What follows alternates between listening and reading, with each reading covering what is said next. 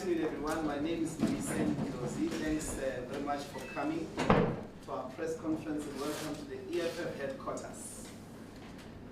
I have here the Commander-in-Chief, the Deputy President of the EFF, and the CCT member.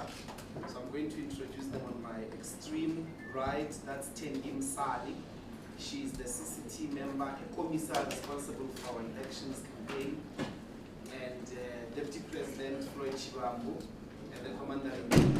Without any Commander-in-Chief, an opportunity to take us through the purpose of our press conference today. CIC. Thank you very much, spokesperson and members of the media, the Deputy President and member of the Central Command. We are going to briefly reflect on the program of the EFF which took place this year because we hope that this will be our last interaction with the media in this form, because we must go and rest. We're exhausted. It has been a very, very hectic year for the EFF. We went to the National People's Assembly towards the end of last year in December in Mangaung, a very successful first National People's Assembly, which elected leaders who are going to lead the EFF for the next 5 years. And this was the first year of the leadership to implement the program of action as adopted by the National People's Assembly. And first on the program of the EFF was the induction and plenary of the national structure and all provinces. The purpose of the induction was to equip the national leadership with the necessary tools and understanding of politics so that as they go on with their business of implementing a program agreed upon in the National Assembly, they've got the necessary tools. This was done in all provinces, and this resulted in the EFF launching the province of the Eastern Cape and KwaZulu-Natal, because when we went to our first National People's Assembly, we did not have the Eastern Cape and KwaZulu-Natal as launched provinces of the EFF. And that was a sign of an organization which is growing, because now the EFF exists in all corners of South Africa and has got regions and branches in almost all local municipalities in the whole of South Africa. And that happened because of the newly elected leadership.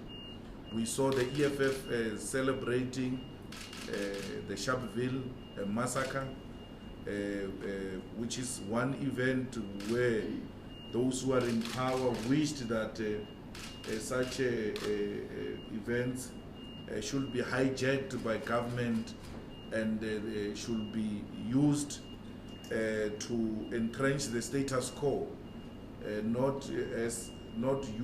should not be used as political events to educate society of the injustices of the past and ensure that our people know exactly what happened so that they can make correct decisions moving forward into the future. We have seen revolutionary days being depoliticized because that is what the status quo would prefer, reminding people of Sharpeville and Langa days actually works against the status quo. So we have repositioned these events to be commemorations and not celebrations, where half-naked artists are the ones who are given prominence during these occasions.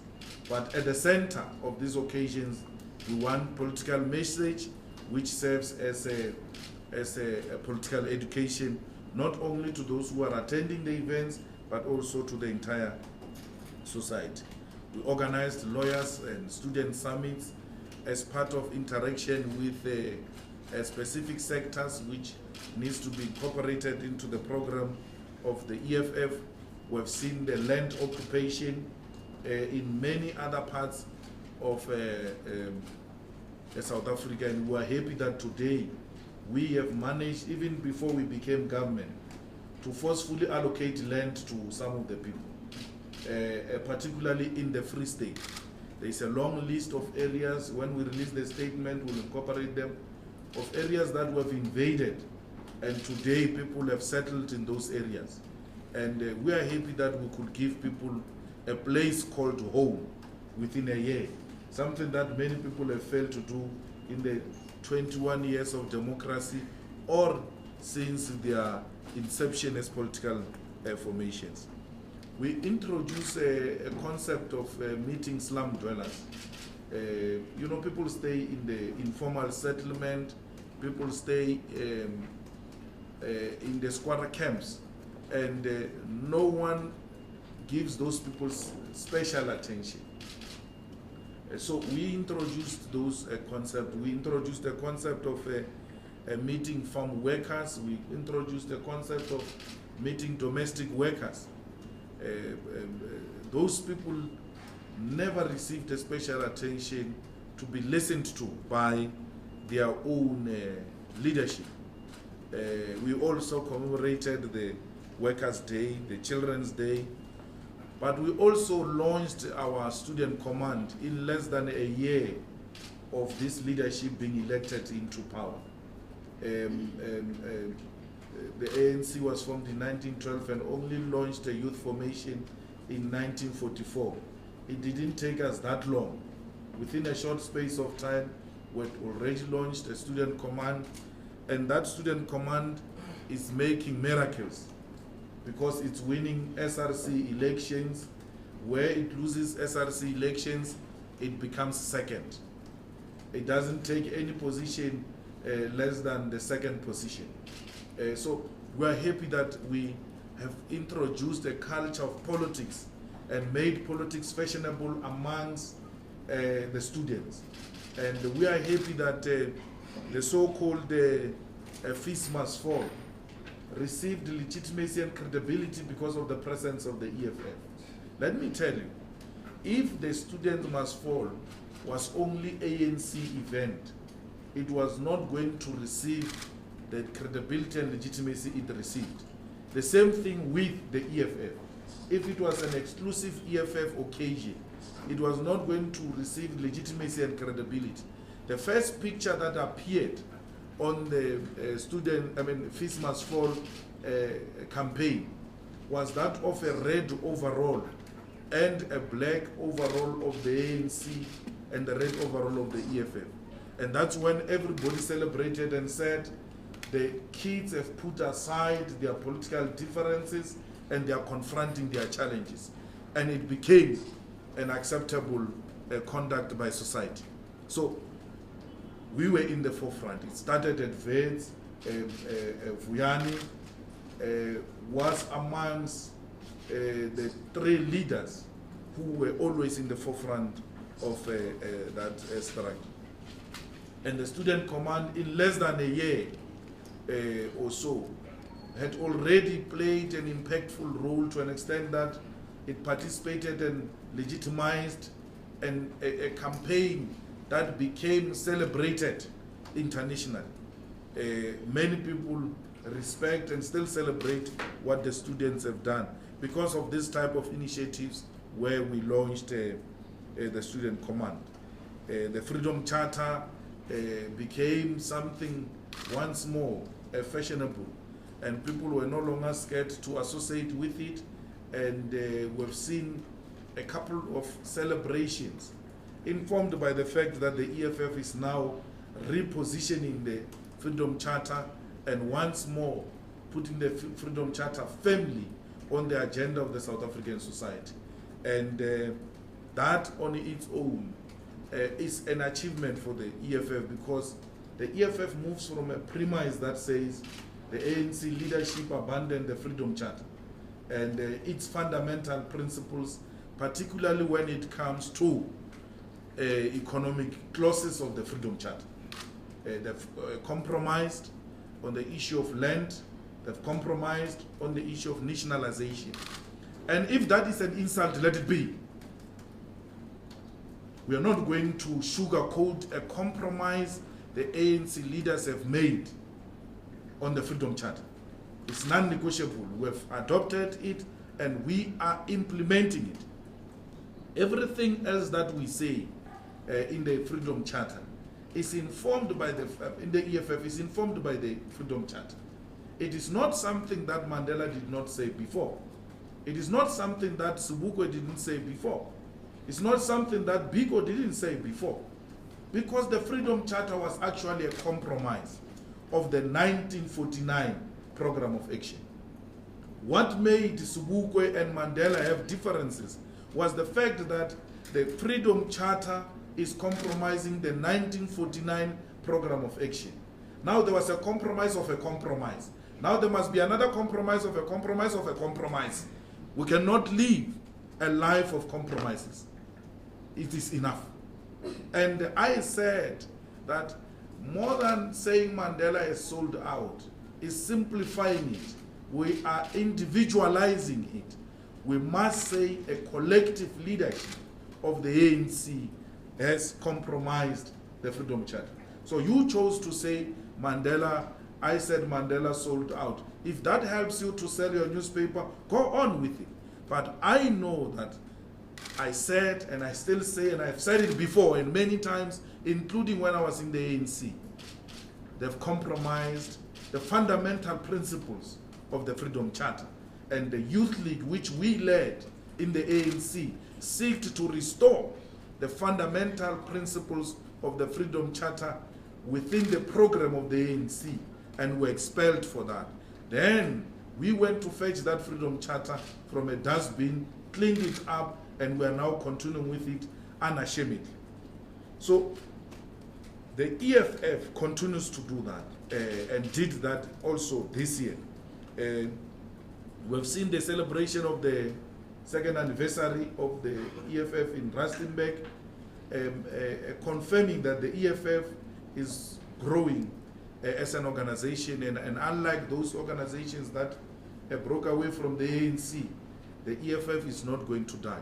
So the observation we made on the occasion of the second anniversary of the EFF was just but a confirmation that we are here to stay and we are not going to disappear anytime soon. And we're happy that the people of Rustenburg came out in their numbers and once more confirmed that Rustenburg and Northwest in particular is the home of the EFF. That's why you see the old guard now is running to Rustenburg, because they acknowledge that the EFF has taken over already the Rustenburg municipality.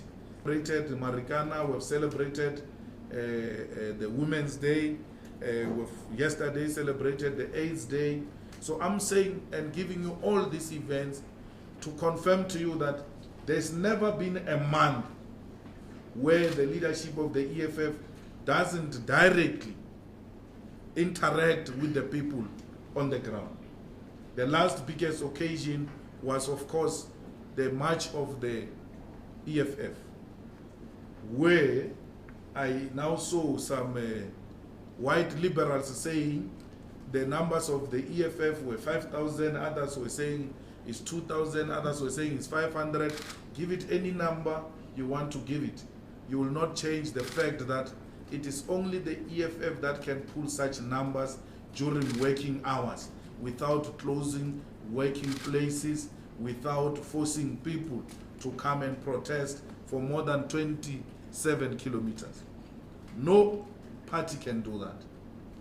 Only the EFF can make a march of not less than 50,000 people, highly disciplined, and of people who know why they are there.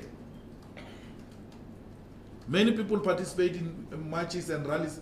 Half the time when you journalists ask them, what are you doing here? They don't know. They just tell you, my friend came and fetched me in the morning.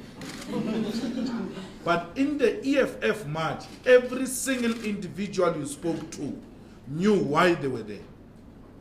And they took a conscious decision. Not only young and old, mothers were carrying their kids for 27 kilometers fighting for economic freedom in their lifetime. We went to Reserve Bank, went to Chamber of Mines, went to JSE, and we are happy that all the institutions we've marched to did exactly what we asked them to do. We said to the Reserve Bank, send our memorandum to all the banks, and those banks must individually respond to our memorandum. Many banks have come back to us and they've established high panel committees to look into each and every demand made by the EFF. The Chamber of Mines has already responded to the memorandum. We are working on getting the meeting with the Chamber of Mines, but also with individual companies that are involved in a mining sector to discuss how we are going to improve the working condition of workers in the mines, in the banks, and communities who are making these mines and banks to be what they are today. The JSE, we must thank the CEO of the JSE. She has been highly cooperative, sent the memorandum to all companies registered with the JSE. Companies are beginning to propose how the EFF demands can be met, and some are even saying to us, we agree that workers must be given some shares, but you can't start with 51%, you are killing us. Let's start with some percentage which is reasonable. We are going to get into the debate with specific companies about that. Some of the companies, we met them when we were in London. Many of them have agreed with the concerns of the EFF. Actually, to tell you the honest truth, they all agree that workers must have shares in their companies. And they strongly believe that the BEE has not worked because it empowered individuals. So the EFF proposal of workers will then empower more people as opposed to individual empowerment. And what makes us even more happy is that companies are speaking to us. Very powerful companies, which were arrogant in the past, which wouldn't listen to anyone except government and the ruling party. The ruling party used to say to them, don't talk to those ones, they are palukas. Don't talk to those ones, they are clowns. Don't talk to those ones, they've got no impact. Now companies are realizing that the ruling party has misled us for far too long now. A special team has been established to work on occupation of ABSA. With a list of all branches of ABSA, we are not going to make an announcement. You are going to be told one morning when you wake up that ABSA branches are occupied. We want to do that to demonstrate to financial sector that we are serious about transformation of that institution. We are using ABSA because it's an amalgamation of Butterbond Afrikaner banks. So we're taking the battle to them and saying to them, you ought to transform. You ought to share the wealth of the country. You must participate in the development and empowerment of our workers, including our communities. So ABSA is an unfortunate bank because it had to be chosen like that. It doesn't mean other banks are good. They are all the same. But there had to be one. And unfortunately it's ABSA. Because of its history and its a relationship with a secret society called Butterbond. So we are going to be attacking them next year. They will not know. They will just be shocked to see long queues coming in to come and bank. You can't say to people, no, you can't come in. They'll just see long queues and they'll think today is a very busy day. Bank is doing well. Only to realize that the people who are coming in, they are not going out. Very peaceful. Let's see if Marikana will happen again. The students were not shot during Feast Must Fall. The students were not killed during Feast Must Fall because they did not direct their battle to white capital. If those students had occupied institutions owned by white capital, they would have been killed. I can assure you now. That's why people were killed in Marikana.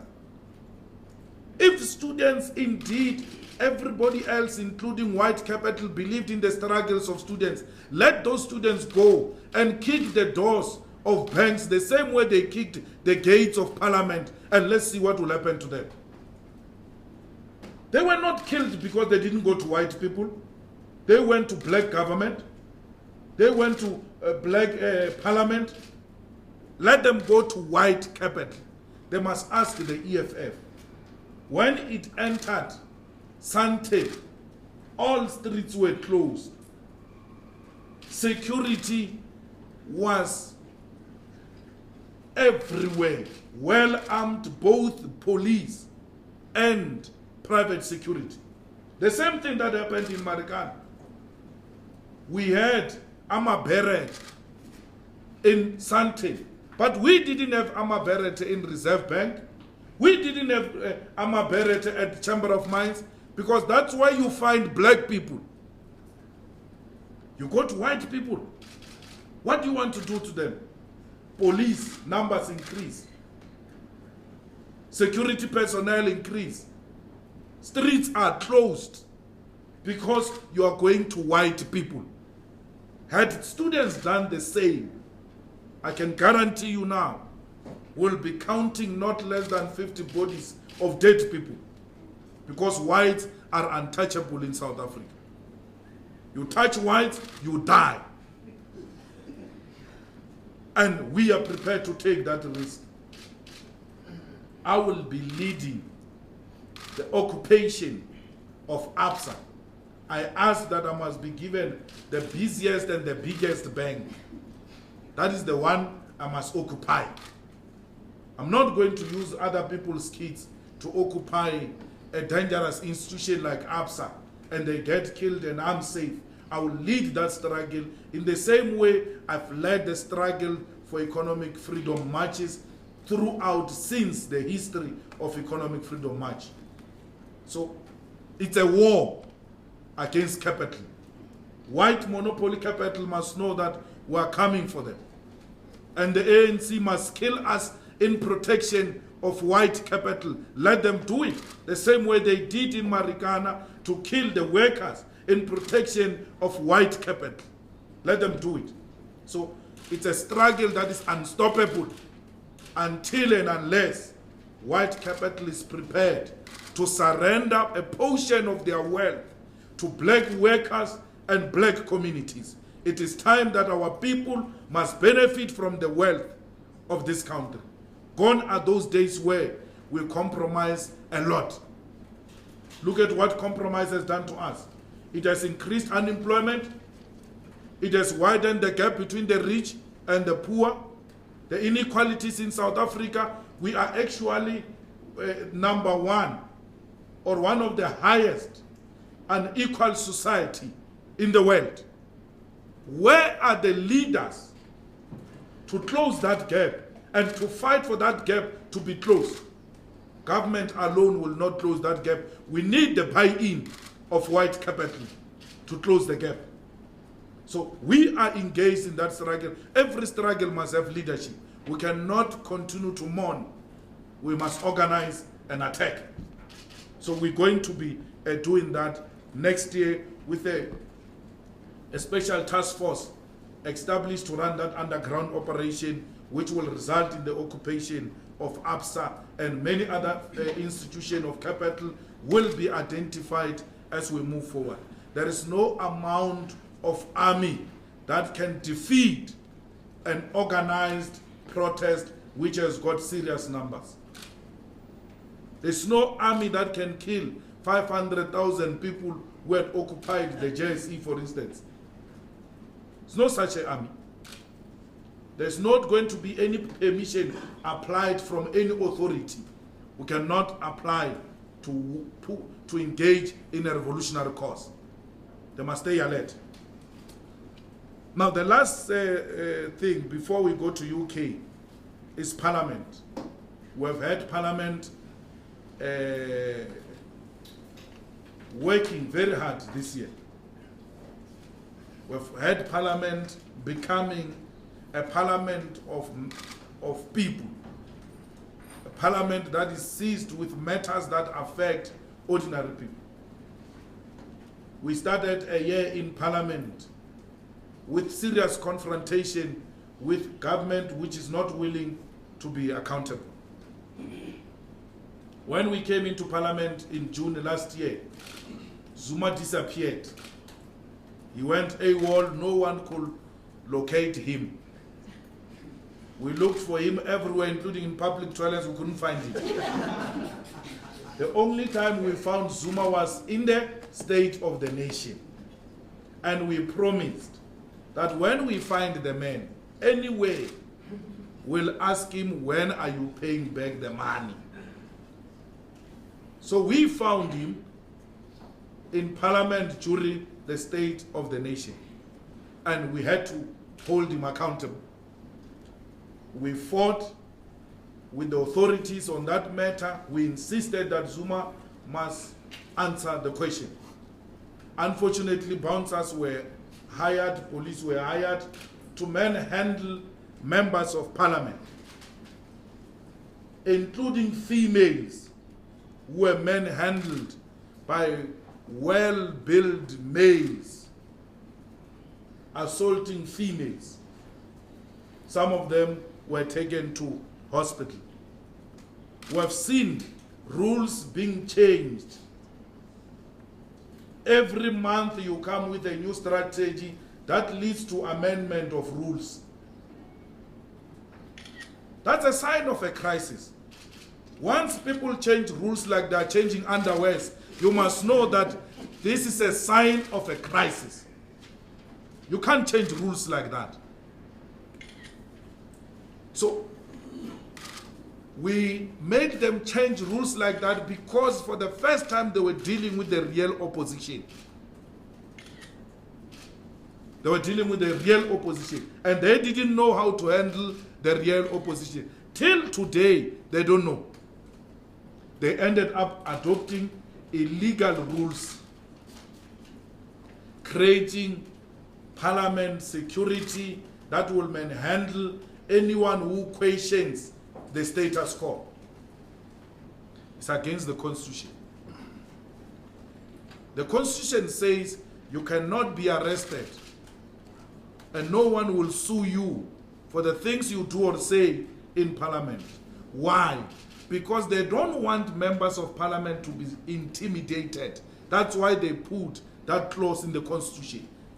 There must never be any form of intimidation so that you express yourself freely. There must be an ultimate freedom of speech in Parliament. So introducing bouncers, you undermine the spirit of the Constitution which seeks to do away with any form of intimidation. So we have taken that rule to court. And by the way, we have never lost any case against those politically illiterate people who are found in Parliament. People like Balagambete, who are suffering from serious intellectual drought. We warn against them big time. They know. We are not playing when we say this rule is illegal. And this coming year will prove that this rule is illegal. They couldn't pass a rule against the clothes. We defeated them. We defeated them on honorable members. We said it can't be a rule that we must call people honorable members, including people who are not honorable, like Cyril Ramaphosa, with blood on their hands. How do you become honorable with blood on your hands? How do you say to Jacob Zuma, you're honorable? A thief of note.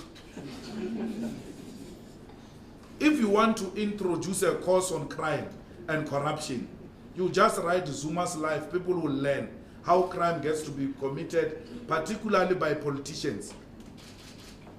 So we defeated those things. We said to them, we are not, including bowing. When you go out, you must bow to Balagambet. You are not sure about her status, whether she's sober or drunk, you bow before her. Even when she's under the influence of alcohol, you bow. We can't bow to drunkards. We refuse to bow before drunkards. We will bow before sober judges, not drunkards. We're not going to bow before drunkards. So we introduced a minimum wage. We dealt with issues of Marikana Commission.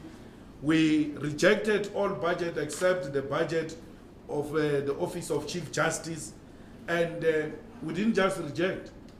We wrote down why we are rejecting and kept those people busy in Parliament up until very late at night, because they are used to Parliament, which starts at 2 o'clock and finishes at 6.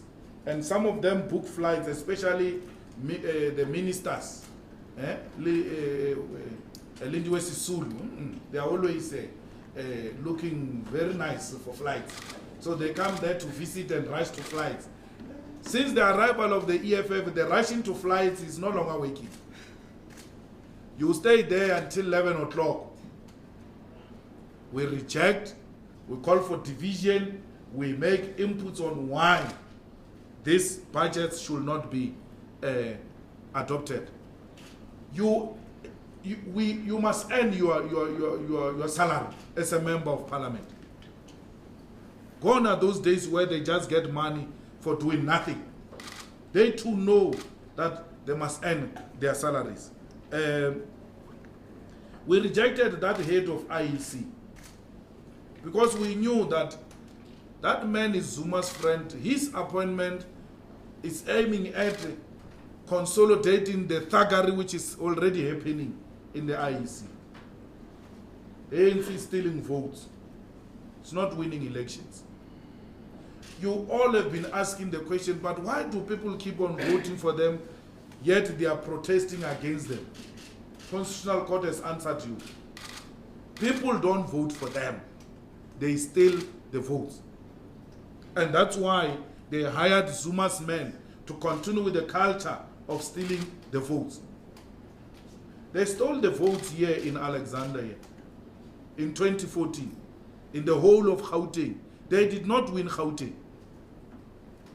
The people of Alexander started protesting and burning tires and demanding their votes.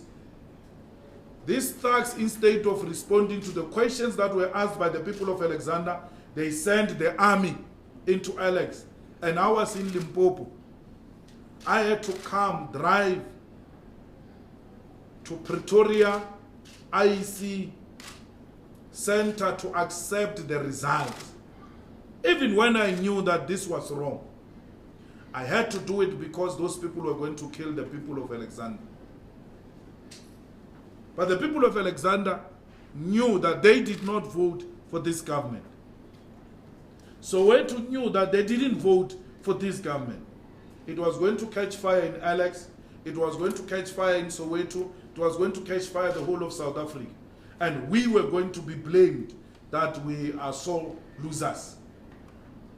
We had to accept that this is not the end. We are together in this battle. They will be exposed.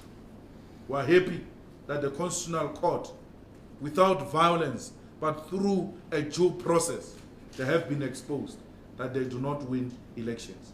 That's why now the EFF has invested in ensuring that we've got party agents in each and every voting station, including in Orania. We don't care whether we'll get a single vote or not. We must look after every vote because we're dealing with thugs here. We've got no respect for democracy. So we are investing a lot in getting the party agents. And party agents, by the way, they're supposed to be 2 or so. We are training 8 per voting station. Because we don't want to hear a story that I'm sick. My uncle has died, I have to travel to Durban. When you travel to Durban, there must be others who are readily available to replace you to guard against the ANC thuggery. They are in trouble now. They are in big trouble. Metros are going. It's not negotiable. The ANC is out. So we are working day and night to defeat Mashinini and the IEC. Remember, we are contesting the elections against the ANC and the IEC. Well, the IEC also vote. It's tough. But we shall correct this. We are not mourning about it. We are just exposing it so that people know that we are going to fight against this. Now, lastly, we went to UK. We went to UK to deal with an invitation that was given to us by the Oxford Union. When I accepted the Oxford Union and communicated that I'm going to address the Oxford Union, we received a lot more invitations. People said, when you are here, we want to talk to you. And I said, well, I believe in talks. The EFF believes in talks. We accepted as many invitations as possible. And that's how we went to the UK. We went to speak to Oxford Union. We went to speak to Africa Invest. We went to speak to Chatham House. We went to speak to Pan-African Congress Movement. We went to speak to students. We went to speak to professionals. People who have written about how the economy can be transformed, especially in countries where free market capitalism is the order of the day. And we never compromised any of the issues we are known for. The 7 non-negotiable cardinal pillars of the EFF were never compromised in London, in the presence of powerful captains of the industry. They were told white supremacy must fall. They were told you must surrender 51% peacefully without being forced by the workers. They were told that transfer pricing, which we raised in Parliament, must stop immediately, because you call yourself investors in Africa, but yet you are engaged in transfer pricing. They were told on their face. Shareholders of Marikana, of Lonmin, came to our meetings. They were told you are criminals. You refused to build houses for the workers in Marikana and then ultimately killed them. Even when you could qualify to give them 12,500, even when you were qualified to give them proper housing, you refused to do that. And then you call yourself investors. You come and invest in the EFF government, you are going to do it through the terms determined by the government of the EFF, and there's no compromise about that. We said that in London. Now here at home we're being insulted. You know why? They were jealous of us. It's only jealous, political jealous, that these people can address so many white people in a hall in London.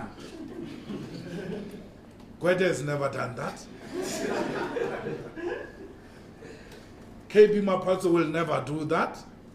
Imagine Chatham House, such a prestige platform, convened for KB Mapaso, a cook, a person who was cooking in MK, to go and address Chatham House. They don't play there in London. They don't have time for cooks. No time for such clowns there. But they were shocked. They were shocked that These people receive such an audience. In London, why? Because these are clowns. These are useless people. They don't have to be listened to. The world is beginning to listen. I don't care. You call me anything you want to call me. Abatembu, Royal, what. You'll never address prestige platforms. Mandla Mandela is a small boy. He says Julius Malema must fall. Let's hope he will rise. Rise. Literally rise. Mandla Mandela must rise when Julius Malema falls. Because I've risen. Risen. So I don't care about Mandla Mandela. He's a small boy. He says to me, I've never struggled. I've never worked. My credentials are there. What did Mandla Mandela do to earn a seat in parliament? Huh? What did Mandla Mandela do to earn a seat in parliament? Except the surname of his grandfather? Is he saying he's defending the legacy of his grandfather? Let's hope he will have children to defend his legacy and grandchildren to defend his legacy. Let's hope so.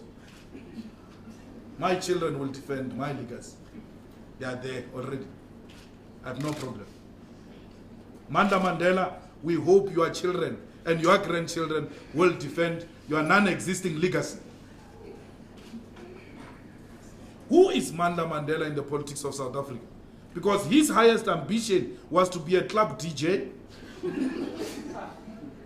It's not me, it's what he said.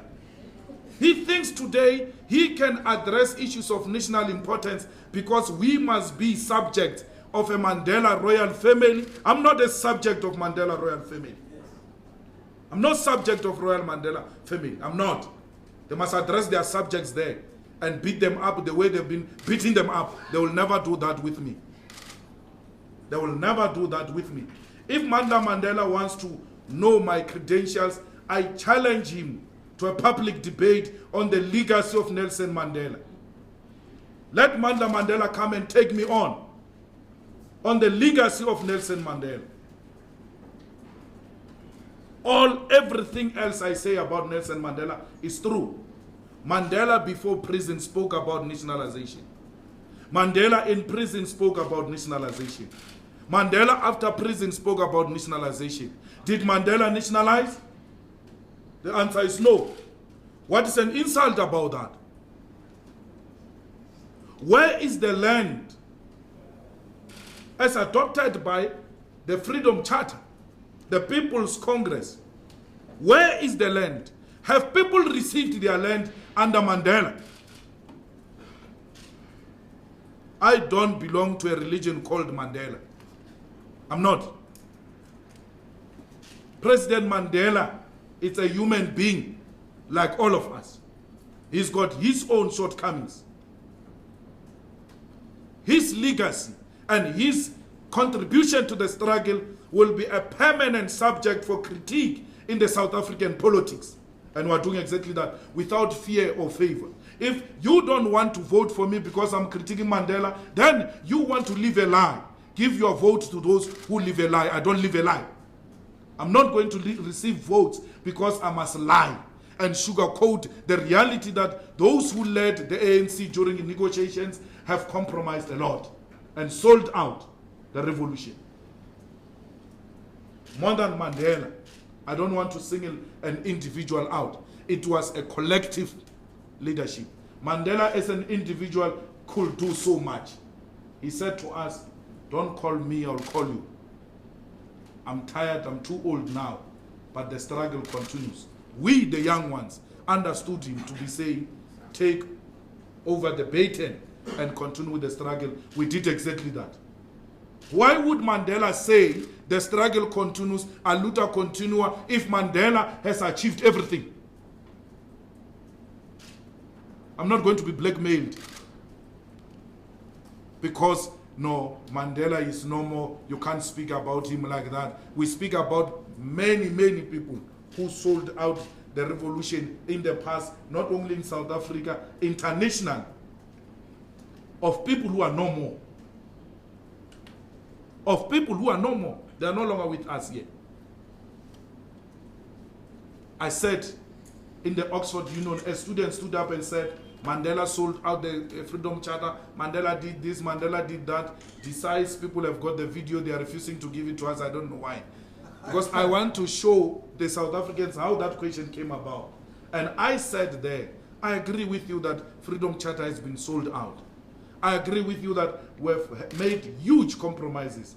But to single out Mandela that he sold out is not correct. I don't believe Mandela sold out. I believe Mandela made his contribution to a particular extent, and it is up to us to take it from there and move forward. But the fact that Mandela compromised, he did. Mandla, you like it or not, you can go and hang. Anyone who doesn't like that can go and hang. Jesse Duarte, you can go and hang. You are nothing under the sun. Nothing. We are pursuing a very huge revolution here.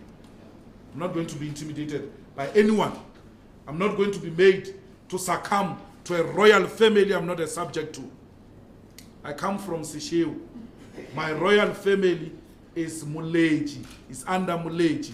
Hoshi Muloto, number 3. That's where I get subjected to. Not any other thing. Something else to me doesn't matter. And to be even addressed by the Abatem royal family, which has got a serious problem of credibility, when the king and the real king is still there and still alive and undermined by the same group which is insulting us. Why should we respect them when they do not respect their own king? Why should we respect Mandla when he does not respect his own king? Why should we respect Mandla when Mandla is beating up his own subject, a convicted criminal, talking to a free man like that? I'm no criminal. I've got no criminal record. I'm a clean man. I spread love. That's what I do. I don't spread crime. I spread love. So you'll want me to talk to the Youth League statement? I'm not going to do that up until they improve their vocab and how statements get to be written, because sometimes I get lost of what they are talking about. So until they write proper statements which are reasonable and I can make sense of what they are saying, I'm not going to entertain them. The student command has got them there. They will be entertained by the student command. But lastly, to see a leader of a black revolution with a white people doesn't constitute a sellout.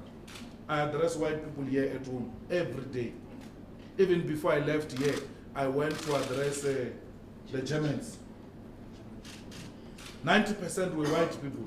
You never had a problem. You never said to me, you are selling out, you are with white people.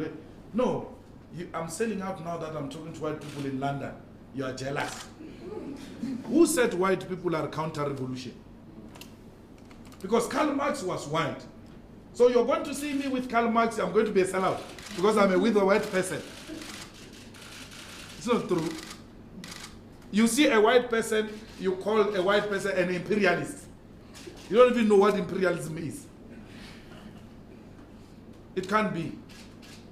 The EFF does not seek to replace white supremacy with black supremacy. The EFF seeks to create an equal society where black and white will live together as equal, share the resources and the wealth of this country and the world together as human beings. I wish to live in a world where we no longer see people according to their color, but we see them as human beings. Thank you. Thank you, President and Commander-in-Chief. Let's take the first round of hands for questions. I want to warn everyone that this is a press conference, so we're speaking to journalists. So I would ask that you introduce yourself first, because I think there are people who don't belong here. So let's get the first round of hands. 1, 2, 3, 4. And you were mostly responding to questions. Was this not about shaping the EFF's foreign policy? Because you don't say much about that. For example, South Africa's approach to the BRICS countries, its relationship with South Africa's relations with the BRICS countries as opposed to the relationship with countries like the UK and the US. And secondly, you spoke about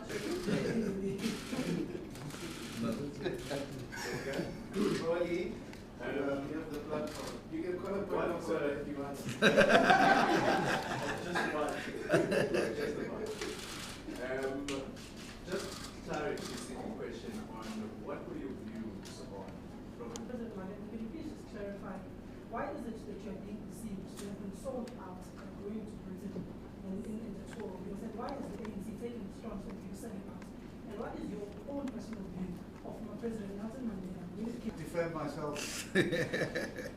For the record, we were following the EFF delegation around. We do have a recording, audio recording from Oxford Union. We were at the back, filming from the back of the speech, and that is in the process of being uploaded and handed over. There seems to be a lot of talk about SONA in 2016 from the students, from NUMSA and so on. And have you any plans to be joining that? NUMSA and the students are planning to protest at the SONA. The question is, are we thinking or having any conversation about doing it collectively? Sure. Thanks, President. Thank you. UK trip have already explained to us invitations. We responded to invitations, and we dealt with all the issues, including the foreign policy of the EFF, which its fundamental principle is anti-imperialism. And we even said to the Pan-African Congress movement that our participation in the Commonwealth, if we take over South Africa, will be withdrawn, because we cannot be convened by our colonial master. And the only thing we celebrate in the Commonwealth is that we're all colonized by the same country. We want to position South Africa as an equal partner with Britain and must enjoy the same status as Britain, not as a subject of Britain. We welcome the initiatives and relationship in BRICS, because anything else that brings an alternative to the current system is worth celebrating. But we are not going to accept that China should dominate the alternative relations, like the Americans dominated the old system. So we want as an alternative system that is going to create equal partners, not a big brother bully and all that. And we're not saying China has got such intentions. We are more than willing to consistently engage with the Chinese and the Chinese government so that we don't see the repeat of the Western powers, particularly when it comes to Africa. So our position is very clear on that. There wouldn't be payback the money in 2016 SONA, because the matter is now before a court. It is before the Constitutional Court. All these legs of the state, the leg that has gotten 100% respect of the EFF is the judiciary. We don't tamper with the judiciary. But these clowns, we don't take them serious. So the matter is before court, and the date is before, yeah, it's before the SONA. So I think the man would have been ordered by then to pay back the money. So Ranjani, remember that we did not disrupt SONA because we hate SONA. We went there because President Zuma disappeared and couldn't come to Parliament. So why would you apply the same strategy when President Zuma has been to Parliament throughout? One thing you must also highlight in the EFF highlights is that President Zuma has never missed any question session in Parliament this year, since we taught him a lesson that Parliament is not a tourist destination where you go as and when you wish, like going. Cyril Ramaphosa never missed a question session. They had to shift international trips to come and answer questions in Parliament, thanks to the EFF. Parliament is now being taken serious. I mean, Cyril, now the latest, Cyril had to answer twice within a week. He had to come, was it Tuesday, and then come back Thursday. That's how the EFF has managed to put pressure on those people. Now, your demands are met that the executive must be accountable to Parliament, and the executive is accountable to Parliament. Why go again in the State of the Nation and then say Zuma must answer now because he has not been answerable? He has been answerable. We don't like his answers. Half the time he says nothing. But the man does come to answer, and we've changed the tradition again, thanks to the EFF, where they just answer and go and sit down. When he answers and says, when he answers and doesn't give proper answers, but just blow a hot air, we stand up and say, hey, wait. You are just waffling. You are not responding to the question. No one could do that in the past. They were treated like royalty, like they are not accountable, like you can't ask them questions. Now we have put them at their place. They get to be asked questions, and if they blow hot air, we tell them you are just blowing a hot air, answer the question. This is what the question says. And we make follow-ups, firmly, in a robust manner, in a manner that you see Zuma laughing, but he's not laughing. Those of us who lived with him, we know that he's not laughing. He's asking Floyd if whether his laugh is hating. No, the laugh is not hating us. He is a man who is hating himself. He's in pain. The EFF has put serious pain. He's hiding that pain through a fake laugh. If he's genuinely laughing, he's not laughing at us. He's laughing at those who voted for him. He's saying to them, how do you vote for a man who can't answer simple questions? A man a minister of minerals, suspend a mining license of a powerful mining house. An executive president says, I don't know that there is such an action taken against a mining company. You are an executive authority. These ministers are there to help you execute your task. You don't know that they've suspended a mine. And then you laugh after that. You're not laughing at us. You are laughing at those who voted for you, saying to them, how could you vote for me even when I don't know the simple things like suspension of a mining license? So he is their president. You know, unlike when we voted for him in 2007, it was very painful when he was doing those things. We voted for Zuma in 2007. The first thing we did after 2007 was to organize Mandela a birthday at Loftus Stadium. And then me and Mbalula were in the forefront there. So we sat in a stadium for almost 2 hours, people were not there. Madiba's birthday with 3 presidents of the ANC. Zuma, Mandela, Thabo. The stadium didn't have people. And we knew that this thing is collapsing. After that event, we went to have a meeting and said, comrades, if we don't double our efforts, this thing is going to collapse and history is going to blame it on us. That Mandela's birthday at Loftus served as an eye-opener. We had to work 3 times. Those who were there will remember the attack on the Eastern Cape where Cope was manifesting itself, how we infiltrated that area and repositioned the ANC, including organizing the biggest January 8 celebration of the ANC, where we had an overflow. We had to do that because we knew history was going to blame it on us. We knew we are the ones who were in the forefront of that mess. I'm happy I'm no longer in that position of having to work twice to protect things that are not working. Every time a man stands up to speak, you all pray for him to reach a conclusion. The happiest moment is when he says, "Thank you very much." We're like, "Hey, President." "Thank you, President." "Thank you." Because you never know what this man is going to say. And if he messes up, you are going to have to clean after him. I'm no longer part of that thing. So I live a better life. And we're told it was going to be cold outside the inn. So we're happy.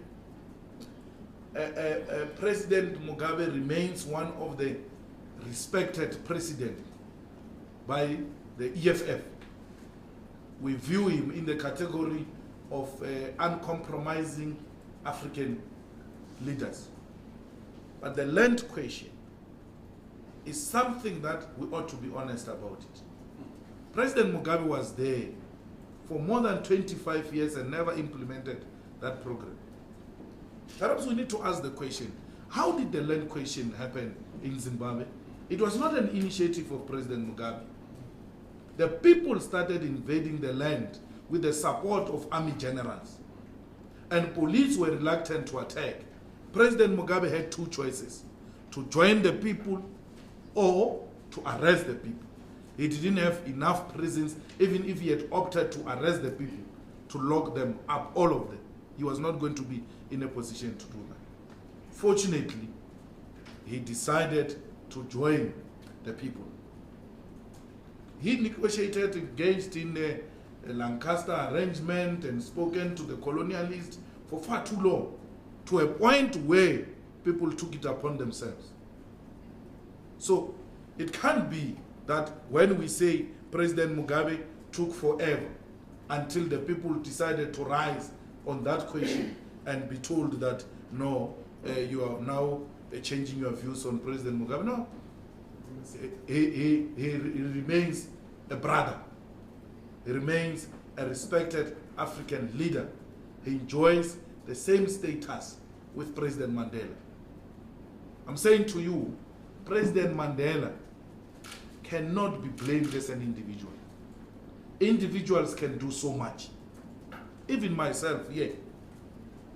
There are times where it is overwhelming and the collective has to come in and say, no ways, this is where we're going. So as individuals, we give up. As individuals, we get tired. As individuals, we can do so much. But the collective should be able to say, okay, this is what an individual can do, but together we shouldn't compromise the fundamental principles of the revolution. We're happy that President Mugabe lived to correct that shortcoming of having engaged, of having not engaged in a radical program to transfer the land into the hands of Zimbabweans. At least God favored him. At least history favored him. At least the Zimbabweans gave him a longer term to live to a point where he corrected the shortcomings which were committed during the engagement with colonialists. So Mugabe is our hero.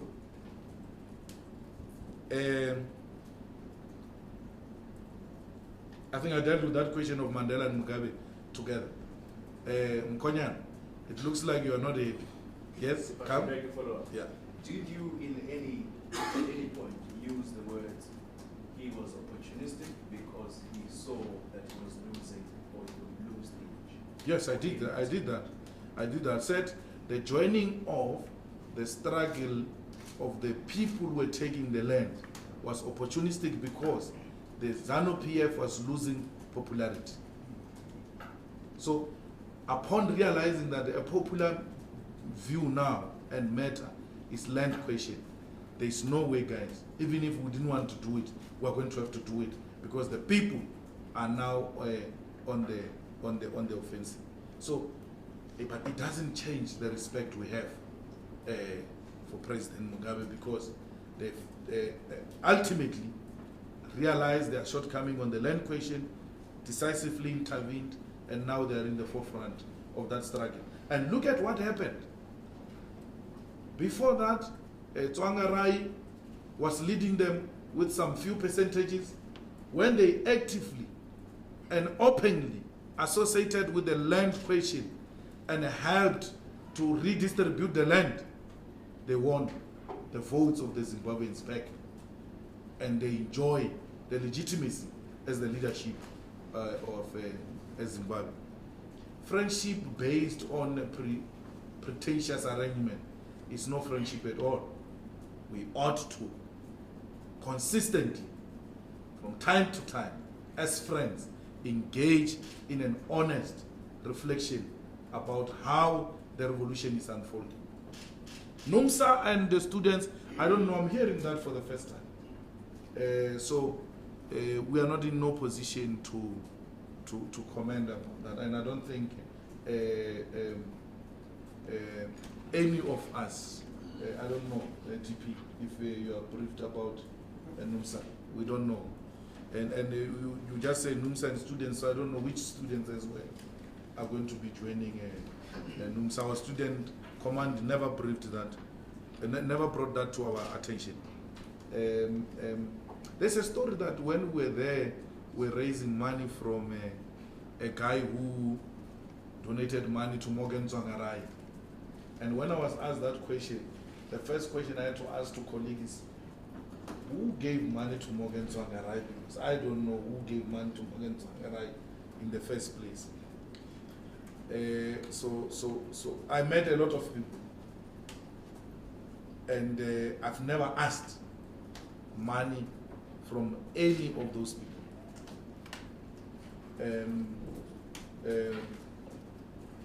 Decize cameras were actually allowed in all the meetings. So there was no secret meeting held with anyone. Those who got money from UK, they're the ones who will be scared of seeing people in UK because they know what the UK money can do. The ANC got money from UK. The ANC was based in UK. The ANC got money in America. Despite that, Americans helped to arrest Nelson Mandela. They still received money from America against the apartheid regime. Now, Zuma says there is a third force in this country. That's why you've got solidarity marches in UK. That's why you've got solidarity marches in the US. That's a confirmation of the third force. It means they too were a third force. Was the ANC a third force? Because when the ANC was marching here, the Britain people and American people marched in solidarity with the ANC. Was the National Party correct to say it is destabilized by the third force? And was that third force the ANC? Is that what Zuma is trying to tell us? That anyone who gets solidarity from London and from the US is a third force. If that is the case, then the ANC is a third force. Because they got support in London and in America. We have no cent, not 1 cent from UK or America. We're fighting against these people without a cent from any established white capital. How do you give men money to go and organize a march to go and occupy Absa? I mean, you guys must ask very difficult questions. Do you think London people gave him money to go and occupy Absa? Do you think London people gave him money to go and occupy the mines? Because we're going to do these things. When we say we're going to do something, we do it. We don't theorize about it. Unless Absa comes here and says to us, hey, what do you want? Say. Well, then we can talk. 1, 2, 3, 4. First thing first, Absa must give their workers a housing scheme. That's the first intervention. Because the kids who have gone to schools with honors degree do not qualify for a bond. And majority of them are working for the banks. Those kids who are working in the banks there don't qualify for a house. They've been to school. Look at the cars they are driving. Go to a parking lot of those graduates, especially black students who are working, black graduates who are working in the banks. Go to the parking lots and look at the cars they're driving.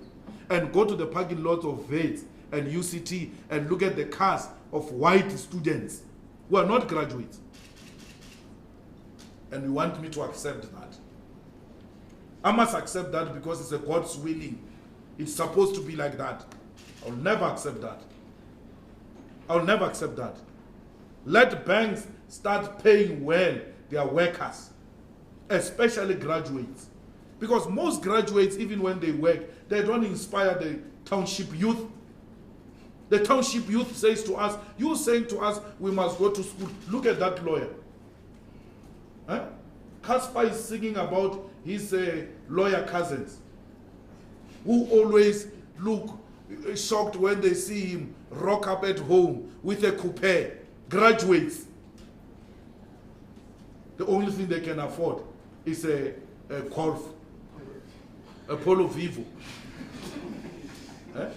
Polo Vivo. They don't even have electronic windows. It's permanent arm struggle.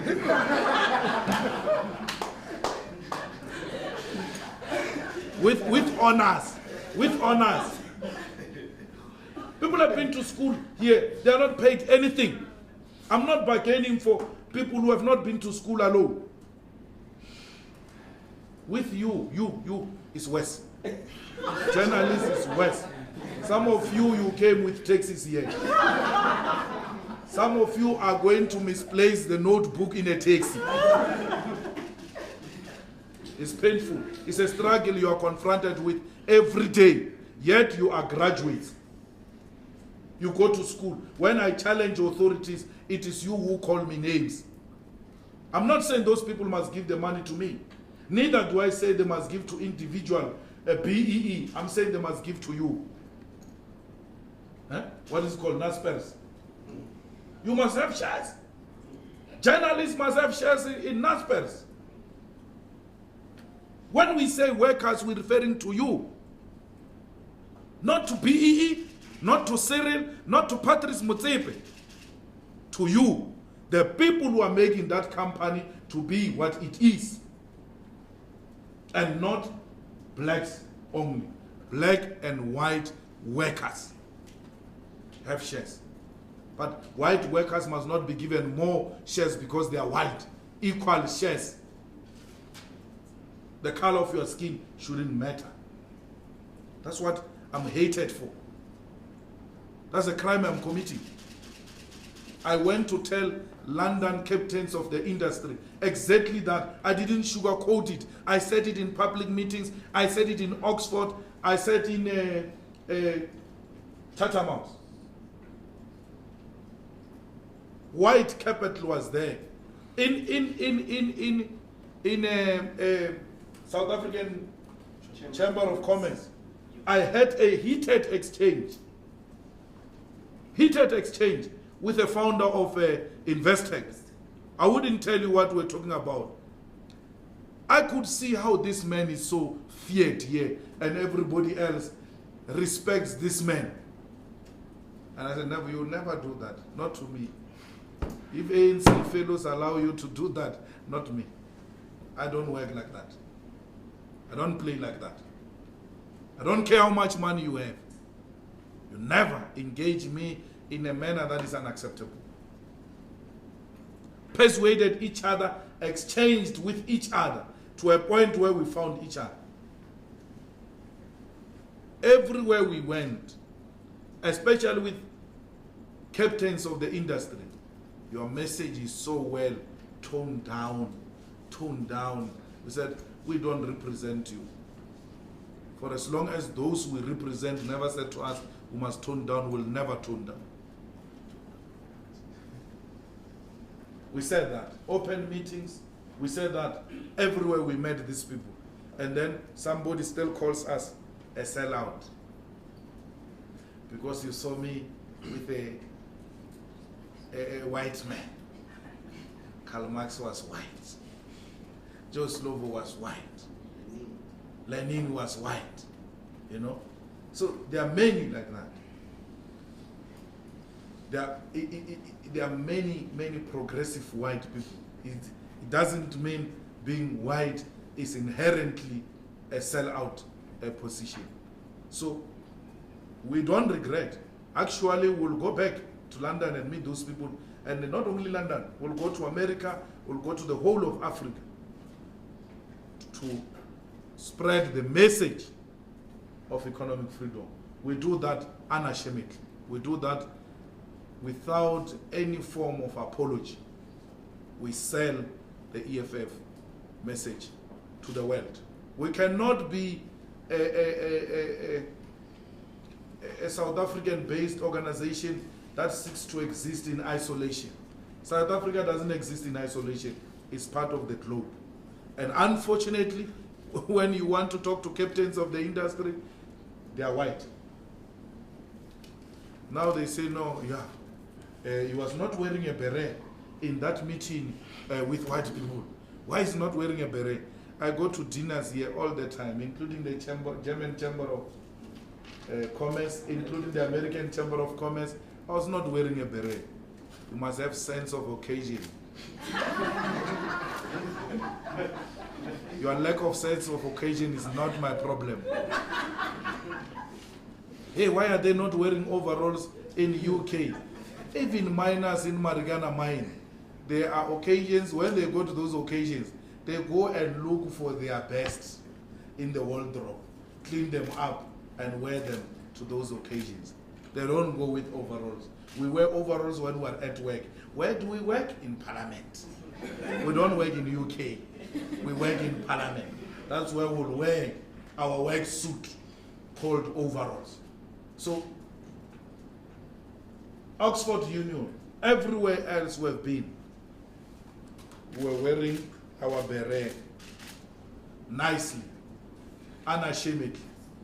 We're not going to succumb to a pressure of unreasonable people who want us to shower with a beret on. Huh?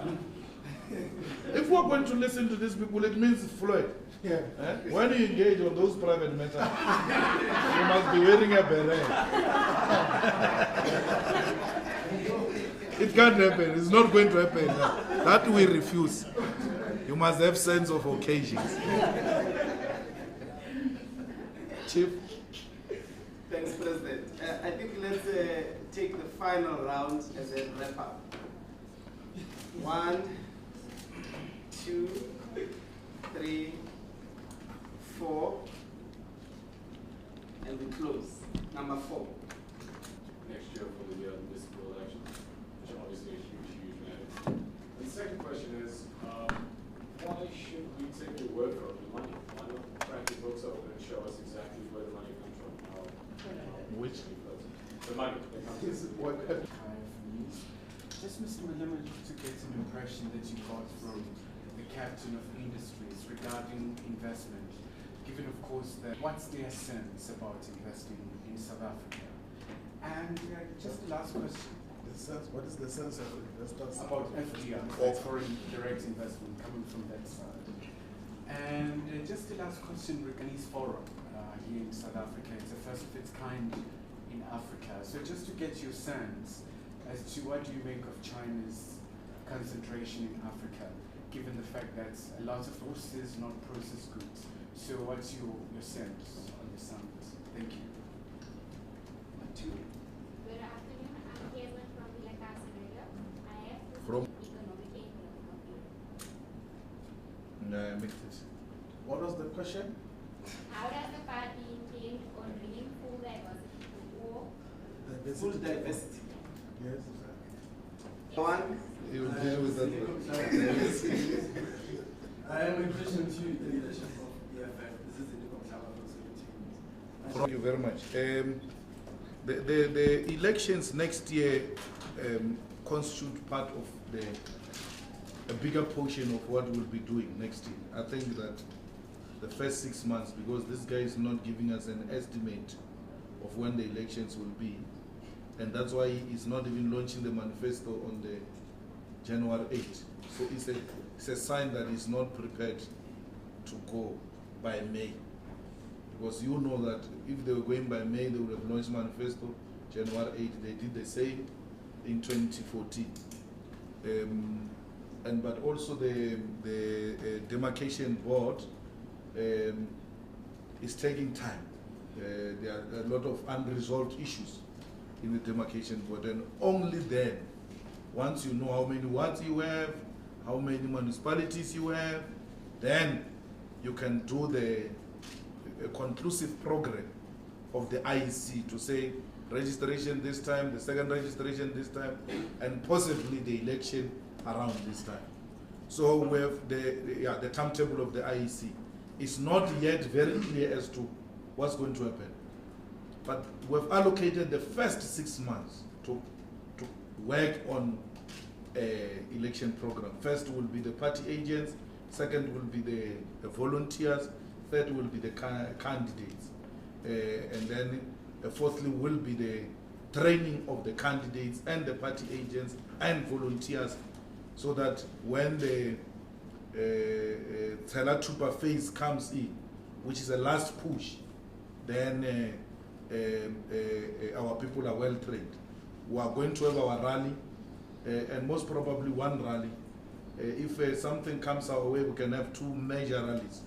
But our main rally is going to Orlando Stadium. We felt we must take the big guns, you know. We will go to Orlando as a warm-up towards FNB, you know. You don't just go to FNB, you must warm up first. So we're warming up towards FNB. So we are going to fill up Orlando Stadium next year. And you can imagine the type of work that will go into that. Let me tell you, our first mandate is to remove the ANC from power. The Zuma says, yeah, they want to remove us from power. It's true. Why do you talk like it's a secret? It's true, we want to remove the ANC from power through any necessary means. But what works for us now, properly, is the elections. So we're going to remove the ANC from election. That's a primary objective. How do we achieve socialism, which is a long-term objective of the EFF? Is firstly by removing the ANC from power and changing the power relations and the ownership of economy and property in South Africa, then march direct into socialism. So we cannot say we want to remove the ANC from power, and when we are a deciding factor in a municipality, then vote with the ANC. No. What is DA's interest and EFF's interest in the immediate is the removal of the ANC from power. So does it mean you are prepared to put aside the ideological differences and remove the ANC from power? If that is the case, let's do it. We put aside the ideological differences, remove the ANC from power. It's a tactical move. It's not a strategic move, with an intention that once we are in power, we'll consolidate and crush everything else that stands on the way towards socialism. So sometimes revolutionaries must make tactical moves in order to arrive at their objective intentions. So that's what we more than the DA, we want a consolidation of opposition parties, a coalition of opposition parties. Even if DA has got higher numbers here and the second in charge is the EFF, there's nothing stopping us talking to the DA and say, look, all our candidates here, a better dividend is this candidate of COPE. Why can't we, all of us, vote for this candidate of COPE? And bring to our people an accountable government which will deliver to them. So it must not be DA, EFF. It must be a consolidation of opposition towards collapsing of the ANC and taking over power. And Zuma says, we want to take power and take them to Robben Island, and he doesn't want to go back to Robben Island. Mr. President, we've heard your cry. We'll not take you to Robben Island. We'll take you to Pretoria Central Prison. Robben Island is for heroes. So you are not a hero. Mampuru. Koshi Mampuru. We've asked them to clean Oscar's prison. That's where the father-in-law of somebody will be there in Pretoria. So He says, I don't want to go to Robben Island. What's Robben Island for you? You're not going to Robben Island. You're going to Pretoria Central. That's where hardcore criminals are sent to. Look, you know this thing of books and books and books of the EFF? This is where we get the money. IEC, we've sent the books to IEC. They're going to be a public document. Parliament, constituency money, we've sent the books to Parliament. They're going to be a public document. Pali admin, we've sent the books to Parliament. They're going to be a public document. We've sent the books to all provinces. And books are there for you to see, my brother. You want to see the finances? Books are there, go and see. And the EFF main account, which is not Parliament main account, you want to see it, you come here, I'll ask them to open it for you. On condition you're not going to write the figures and the amounts there and say this is how much EFF has got. Because you are then telling the enemy the strength of the EFF. Will not agree to that. But if you find any foreign finding there, any dodgy stuff, you are permitted to write about it. All of you. You can come and see the EFF main account books. The rest of them are in Parliament. There's nothing we're hiding. But we're not going to splash our finances out there because it then gives the enemy an idea of how are we strengthened financially. You know, the elections are fought through financial muscle amongst others. So when the enemy knows that you are weak at that, the enemy is panicking. The enemy thinks that we've got foreign funding. The enemy thinks that we've got a lot of money. I mean, one of the ministers was even asking me, Julius, just tell me, where do you get the money? I mean, look at how EFF events are so well organized, so beautiful. Where do you get the money? And I said, if we get the money from you, well, the IEC gives us money, you give us money. We don't use that money to buy Louis Vuitton. We use it for EFF program. If we're stealing EFF money, EFF wouldn't have a successful event. EFF has now has got a second floor. If we're stealing EFF money, we'll be moving from first floor to half floor to the shelf. No, we keep on increasing its accommodation because that's where we spend the money of the EFF. Anywhere where money is being eaten, Warren, there's no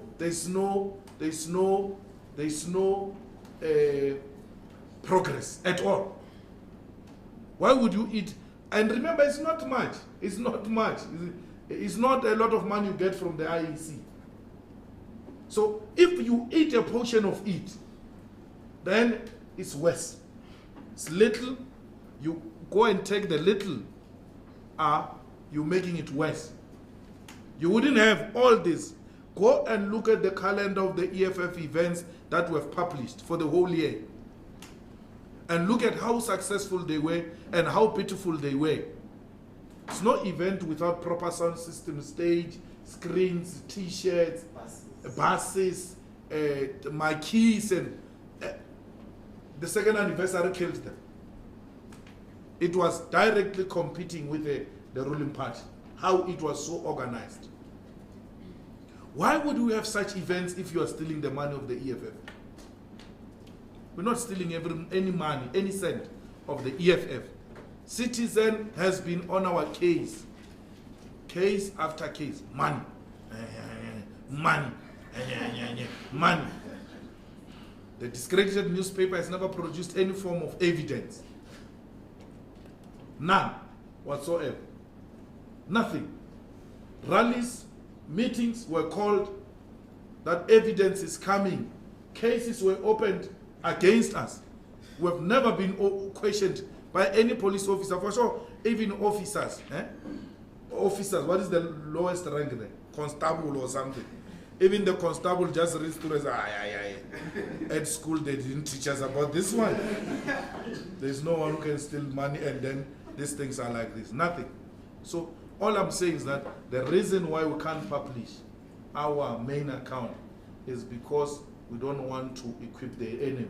That's all. Not because there's something we're hiding from our books. The books are there. You're looking for foreign funding. You're looking for big capital funding into our coffers, come and look for it there in the book. And if you find it, you are more than free to publish it and say, what is that thing, that company with a bridge which just collapsed there? Marianne Roberts, and say Marianne Roberts is funding the EFF. Well, say it. We're not scared of that because we're not receiving money from those people. We are maximizing from the little resources we get from Parliament. A lot of people are looking forward to invest in Africa. A lot of people look forward to invest in South Africa. That's why captains of industry were looking forward to listen to the government in waiting. They wanted to check if their resources were safe here. We said they are going to be double safe if you share them with workers and ordinary people. Because if you don't do that, we can't guarantee you there will be an uprising and your resources will be under attack. So students protest, fees must fall is an example of how the ANC has lost power and control of the people. How do you say to people they must go and march to Union Building, your own government? They must march to your own government. You have no control over such people. They go then burn down all the toilets and embarrass the states like that. Because you have got no control. You opportunistically wanted to be seen as a leader of a movement you are not in charge of. The ANC has lost control. So we said to them, use that to look at how an unled uprising can disrupt your investment. But if you look after your workers, they will look after you. They will protect your investment. They will grow your investment because they stand to benefit. They themselves were even saying to us, actually, Mr. Malema, what you are proposing is not different to John Lewis company in London. They said to me, John Lewis has got all the workers as partners. They are not called workers, they are called partners. And what's happening to that shop is growing. Speak, because workers are looking after their own interest. We welcome the Chinese Forum. All these interventions seek to find a lasting solution which will be beneficial to Africa. So if there are such interventions, we welcome them. But we do not agree with any form of intervention that seeks to continue to milk Africa and steal all the resources from Africa. We are the protest capital of the world. We are known for protest. It's not a new thing. Protest is happening all over. People are not happy with the government. People want to remove the government. And even when people go to the polls to remove the government cheats during elections and retains power. And if you doubt that, go to Tlokwe. We're happy that now that we have a clear evidence of how these thugs have been retaining power in South Africa. So gone are those days. That protest will ultimately lead to a peaceful removal of the ANC corrupt government. The Deputy President asked me to leave the questions to him.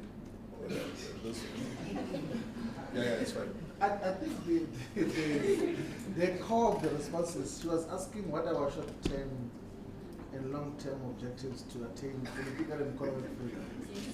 Now, that is the question. Look, we're an organization that is fighting for the collective control of South Africa's economy. And to achieve that, we need to capture political power and capture the state. So all this political work that we're doing is aimed at capturing political power. The Commander-in-Chief speaks now about taking power from the ANC, removing the ANC from political power in the upcoming elections, and completely removing it. And then we, as the representatives of ordinary people of workers, would then are going to be the government of South Africa and the state, which is going to capture the economy to redistribute to everyone, but to also make sure that each and every sector of the economy benefits all the people equitably. So that is our long-term perspective in terms of what we deal with. So we are now fighting for political power with the aim of changing the economy, but within that, we are fighting economic struggles. That is why we say to the banks, to the mines, to the big corporations, that they must begin to implement minimum wage, give a component of their companies to the workers so that they begin to benefit. So the struggle is not postponed for until we have taken over political power.